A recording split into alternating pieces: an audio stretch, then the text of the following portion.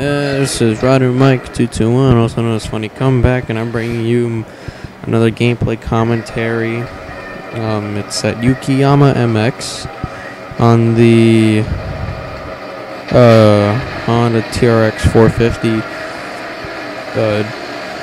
DLC quad. It's the worst quad in the game for DLC content. And it's probably the worst bike you can ride in this game, and it actually costs some money to get it. But who cares? It's all in good fun. The glitch this quad has was you can't equip with a factory frame.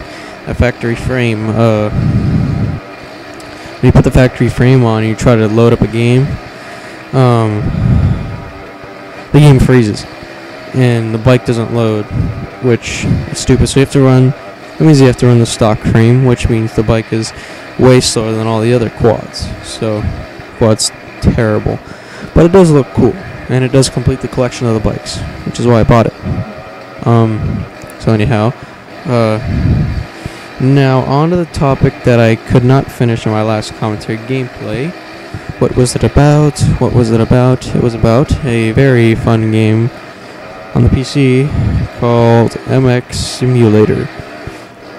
Like I said before, it was made by one guy in 2007 for the PC, and it's a motocross simulator. It's close as you can get to the real thing of actually riding a bike, and it's awesome. It's $40. You should definitely get it. You can play online. You can build your own tracks, but it is extremely difficult, which is why there's a lot of people who really know what they're doing with that track editor and release some really badass tracks on puremxs.com and mxsimulator.com forums. So $40. It comes with 10 tracks. These all are terrible, but they're good for beginners to learn on. And well, I've downloaded like 180 or 190 tracks or so, and I've probably only got around to playing about half of them. And there's about another 1,000 tracks or so that are out there that I've never even downloaded, because, well, there's so many people that know how to make some pretty good tracks.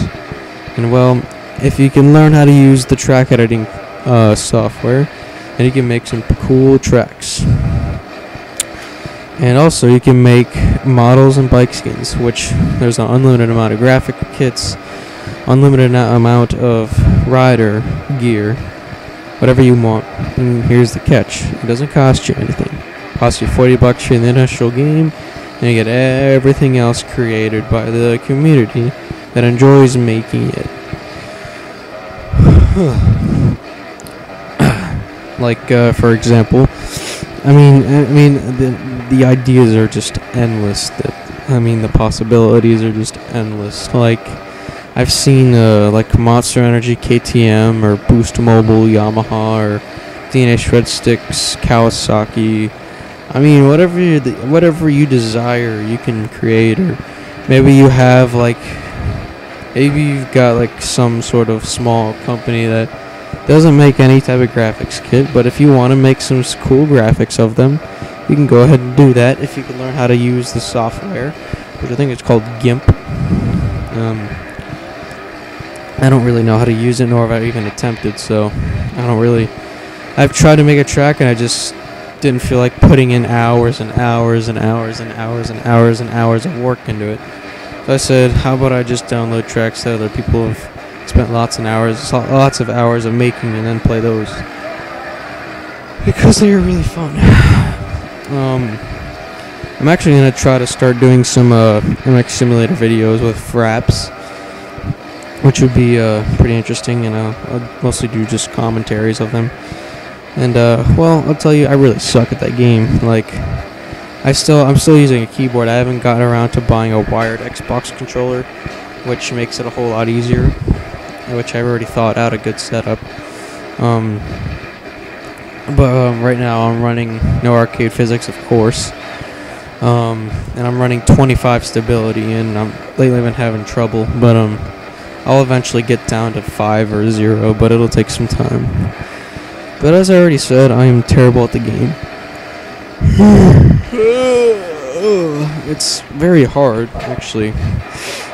But it's not a pick me up and get badass at the game like this game is. It's you gotta put some practice into it. You know, it's almost like the real thing. You know, you can't just all of a sudden get on a bike and go as fast as James Stewart, or even go as fast as me or some of my friends that have been riding.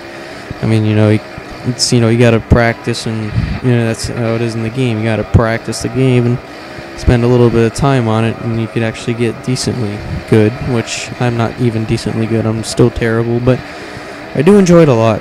Which lately, like last month, they released a new snapshot update that has these new sounds, which the demo, like the sounds are just horribly terrible.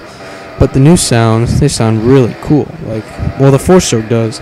The 2-stroke, they both sound pretty realistic, sort of, but a 2-stroke, like, I don't know, like, for some reason the quality of the sound just gives me a headache. Like, I don't know, it just hurts my head when I just rev my bike, so I always play 4-strokes on the game anyway. Which you'll notice a huge difference in the way the power comes on, like, and especially in corners and stuff like that. But, damn, you know, unfortunately this commentary had to come to an end. This is Rider Mike 221, also known as Funny Comeback, and well, I am OUT, which is the word out, if you don't know that.